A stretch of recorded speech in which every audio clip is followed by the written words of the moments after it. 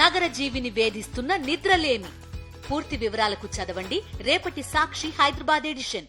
కూటమి పాలనలో ఆంధ్రప్రదేశ్లోని ఒక్కో రంగం ఉద్యోగులు పోరుబాటు పయనిస్తున్నారు. ఓ పక్కన ఆశా వర్కర్లు, మరోవైపున 108 సిబ్బంది ఆందోళన చేస్తున్నారు. రాష్ట్ర వ్యాప్తంగా 108 అంబులెన్స్ సిబ్బంది ప్రతి జిల్లాలోనూ ధర్నాలు నిర్వహించారు.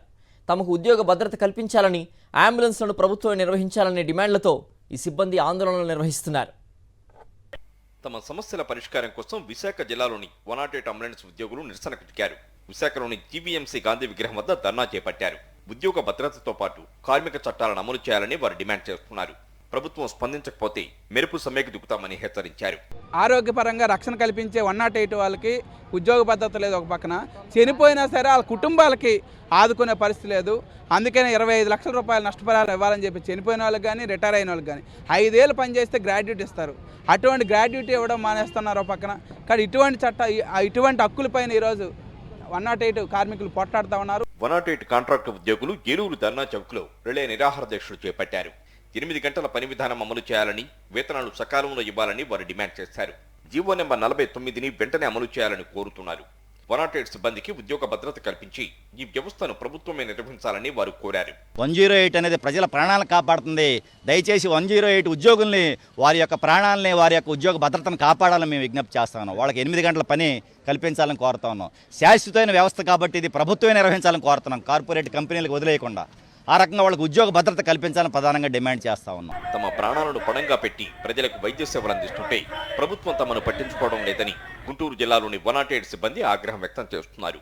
తమ సమస్యలను వెంటనే పరిష్కరించాలని డిమాండ్ చేస్తూ సిఐటియు ఆధ్వర్యంలో గుంటూరు కలెక్టర్ కార్యాలయం ఎదుట 108 ఉద్యోగులు నిరాహార దీక్ష చేపట్టారు. కంపెనీ మారినప్పుడు మేము చాలా ప్రాబ్లం ఫేస్ చేస్తున్నాం. ఫుల్ అండ్ ఫైనల్ సెటిల్మెంట్ రావట్లేదు.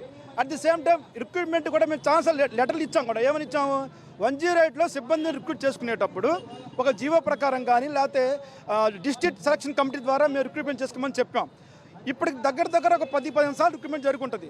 కంపెనీ వస్తుంది, రిక్రూట్మెంట్ చేసుకుంటున్నారు, తర్వాత వాళ్ళు వెళ్ళిపోతున్నారు. ఈ ఎంప్లాయీస్ జీవితాలు అలాగే ఉండిపోతున్నాయి. నంద్యాల జిల్లా కలెక్టరేట్ కార్యాలయం ముందు 108 కాంట్రాక్ట్ ఎంప్లాయీస్ యూనియన్ ఆధ్వర్యంలో ఉద్యోగులు రిలే నిరాహార దీక్ష చేపట్టారు. కూటమి ప్రభుత్వం 108 ఉద్యోగుల సమస్యలను వెంటనే పరిష్కరించాలని వారు కోరుతున్నారు. మా 108 వ్యవస్థను ప్రభుత్వమే నిర్వహించాలి. మొట్టమొదటి డిమాండ్. ఈ డిమాండ్ మీద మేము సమ్మె నోటీస్ ఇవ్వడం జరిగింది. కాబట్టి 108 వ్యవస్థను ప్రభుత్వం నిర్వహించడం వల్ల ప్రభుత్వ సొమ్ము ఆదా కావడమే కాకుండా మా కార్మికులను కూడా ప్రభుత్వ హాస్పిటల్లో విలీనం చేయాలని మేము కోరుతున్నాము. రాష్ట్ర ప్రభుత్వమే 108 సర్వీసులను నేరుగా నిర్వహించాలని డిమాండ్ చేస్తూ శ్రీకాకుళంలోని జ్యోతిరావు పూలే పార్కు వద్ద సిబ్బంది నిరసన వ్యక్తం చేశారు. 108 కాంట్రాక్ట్ ఉద్యోగులకు 8 గంటల పని విధానాన్ని అమలు చేయాలని కోరారు. సహజ మరణం, ప్రమాదాల్లో చనిపోయిన ఉద్యోగులకు 25 లక్షల రూపాయల ఎక్స్గ్రేషియా చెల్లించాలని డిమాండ్ చేశారు. యాజమాన్యాన్ని కోరుకునేటప్పుడు పాత యాజమాన్యం నుంచి రావాల్సినటువంటి ప్రతి రూపాయిని ఉద్యోగికి ఇప్పించగలగాలి. అలాగే వారి నుంచి ఉన్నటువంటి బకాయిలన్నింటినీ కూడా ఫుల్ అండ్ ఫైనల్ సెటిల్మెంట్ చేయించి ఫర్దర్గా వేరే యాజమాన్యంతో మాట్లాడుకొని ఉద్యోగుల భవిష్యత్తును కొంతవరకు దారిలో పెట్టి వెళ్ళాలి. ఇంత చేస్తున్నప్పటికి కూడా కార్పొరేట్ వైపు ఎందుకు మళ్ళీ వెళ్తున్నారు? ప్రభుత్వమే నేరుగా ఈ యొక్క వ్యవస్థను మెయింటైన్ చేయలేదా?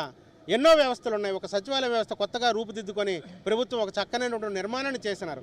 అలాగే 108 వ్యవస్థలో ఉన్నటువంటి 3500 మందికి ఒక దిశానిర్దేశం చూపించ మహాప్రభు అని చెప్పేసి మా ఈ ఉద్యమం. 108 అంబులెన్సులు ప్రజల ప్రాణాలు కాపాడటంలో కీలక పాత్ర పోషిస్తున్నాయి. అయితే వాటిని నిర్వహించే యాజమాన్యాలు మారినప్పుడల్లా పాత సంస్థలు ఉద్యోగులకు పెద్ద మొత్తంలో బకాయిలు పెట్టిపోతున్నాయి. అందుకే తమ ఉద్యోగాలకు భద్రత కల్పిస్తూ అంబులెన్సులను ప్రభుత్వమే నిర్వహించాలని సిబ్బంది కోరుతున్నారు.